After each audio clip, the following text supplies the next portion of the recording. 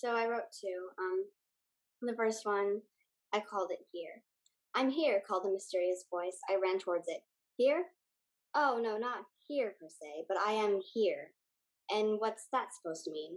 I am here in that time period. What time period? The one a few seconds ago. What do you. I am also here in the layer above. Though to be honest, I might actually be there. And then the world opened from beneath me in that completely blank room, and I was gone again for the second time. Or was it the third? And then my second one, the Valentine's Day I was alone. I was alone.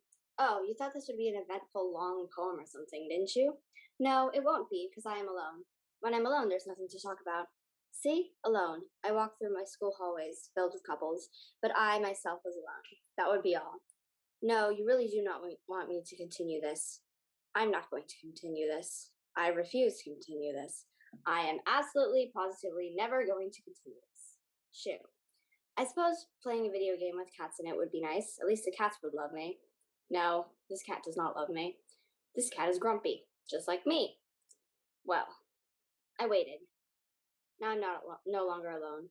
I suppose if you're still reading this story, I attempted to not continue, and absolutely, definitely, totally did continue. You care. Therefore, I suppose you don't mind my company in existence. I suppose I'm not alone. Wow. Okay. So those first of all, those were both amazing, and second of all, they're amazing in really different ways. That the first one that you read here, I think that really is my favorite thing you've ever read for us ever. The language is completely original and confusing. Confusing is not the word. The word is maybe thought provoking. And just very masterful. Is incredibly well crafted. I love the something about here as in a few seconds ago. You had a line where you're like here as in a few seconds ago, something like that.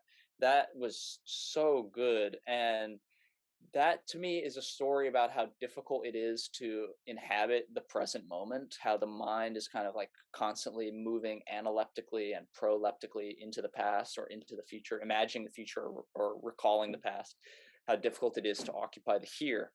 Or maybe I am there. And so then there's this weird like collapsing of time and space where you recognize that the body might be occupying a literal here, but the mind might be there, or something like that. So there's a kind of confusion of time and space, and also of mind and body, or thought and presence, or something like that. It's so good. Like, you see, even now how I'm talking about it, I can't. That's how you know that you've created a successful paradox, when you try to explain it and you're like, yeah, you just can't do it. You have to talk in kind of circular ways, or you have to attempt to like literalize an abstraction or something like that. I don't know. It's so good. And then the thing I liked about the second one is that, I mean, the narrator calls out her own contradiction, but I was noticing it even before she mentioned it, where she kept saying, like, I won't go on with this. That's a very Samuel Beckett thing. Samuel Beckett is an Irish writer, and he begins one of his novels with the line, a very famous line, I can't go on, I must go on.